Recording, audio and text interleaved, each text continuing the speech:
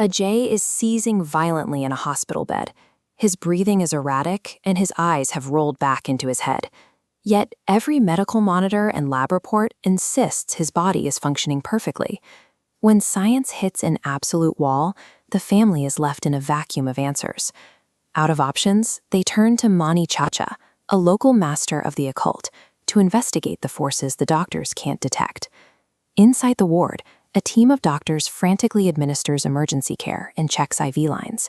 Just outside the door, Mani Chacha sits cross-legged on the floor, whispering mantras to fight a war on an entirely different plane. The hospital has become the site of two conflicting efforts. One team is struggling to stabilize a biological system, while the other is preparing for a spiritual confrontation. It is 10 p.m. Mani Chacha assesses the boy's condition and issues a grim diagnosis.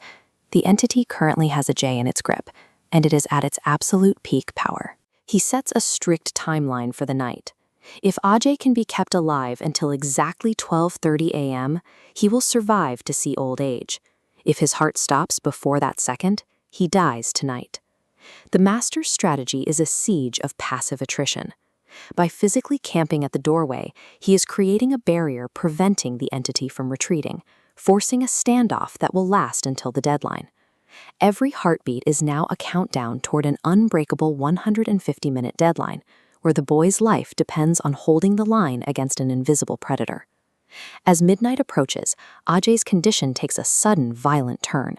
His eyes roll back to show only the whites, and his body begins to thrash in heavy seizures.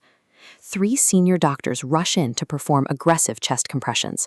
Outside, Mani Chacha roars the medical chaos and begins his mantras with a new, urgent intensity. Suddenly, a voice rings out from the ward. The dying boy clearly calls out, "Mummy! Mummy!"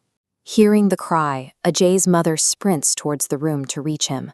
Mani Chacha lunges to block her path. He physically stops the mother in her tracks, completely ignoring her emotional pleas, and focus on the hospital bed. The boy is still unconscious. The voice is a deception. If a blood relative enters that room, the entity will instantly transfer its grip from Ajay to the mother, claiming a fresh, conscious victim for itself. In this form of warfare, the attacker weaponizes a family's deepest emotional bonds as bait. Survival depends entirely on cold, rigid discipline. At 12:25 a.m., the final 5-minute countdown begins. Mani Chacha shifts from passive blocking to active engagement, hurling sacred ash from his bag into the ward.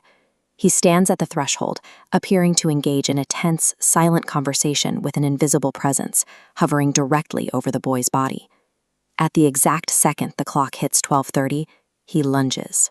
His arm shoots into the air as he forcefully snatches an invisible force and pulls it into a tight, trembling fist.